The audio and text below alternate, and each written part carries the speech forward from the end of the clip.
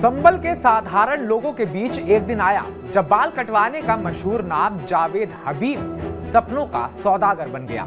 लेकिन वो सपने जो दोगुने पैसे का लालच दिखाते थे, आज लाखों परिवारों के लिए आंसुओं का सैलाब बन चुके हैं। क्या एक हेयर स्टाइलिस्ट की चमक दमक वाली दुनिया ने क्रिप्टो के नाम पर सैकड़ों जिंदगियों को लूट लिया, या ये फिर उस आर्टिस्ट की छवि को खराब करने का एक षड्यंत्र है?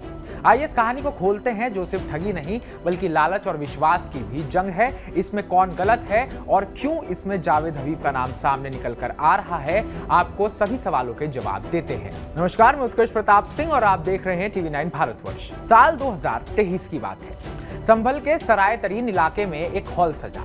मंच पर चमकती लाइट्स, माइक पर मधुर आवाज और सामने दिल्ली के सितारे थे। सितारे कौन? जावेद हबीब और उनके बेटे अनस हबीब। साथ में स्थानीय साझेदार सैफुल भी था।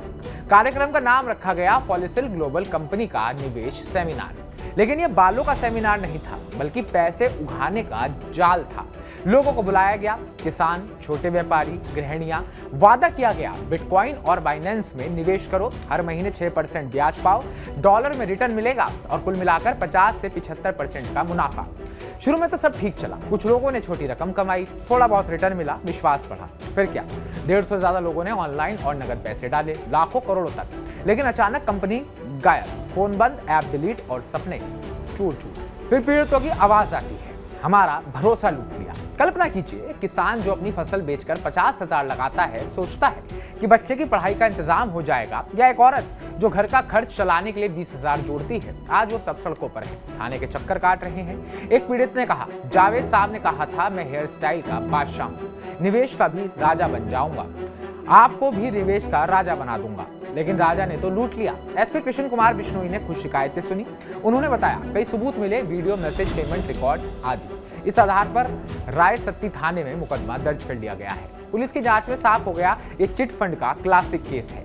पहले छोटा रिटर्न देकर लालच बढ़ाओ, फिर सब कुछ निगल जाओ। जावेद हबीब, अनस हबीब और सैफुल पर आईपीसी की धारा 420 ठगी, 468 जालसाजी और IT एक्ट के तहत केस फिलहाल किया गया है और अभी तीनों फरार हैं। लेकिन पुलिस का शिकंजा कसा जा चुका है। बिटकॉइन और बाइनेंस, ये नाम आजकल हर घर में गूंज रहे हैं, लेकिन यही आकर्षण ठगी का हथियार भी बन गया।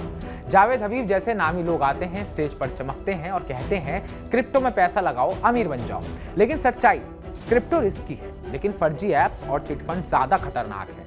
संभल के इसके अलावा देश भर में ऐसे केसों की भी बाढ़ आ रही है। रांची में 2 लाख की ठगी, छत्तीसगढ़ में 36 लाख का स्कैम। तो ये सब घटनाएं हमें चेतावनी देती हैं कि कोई भी तेज मुनाफे का काम झूठा हो सकता है।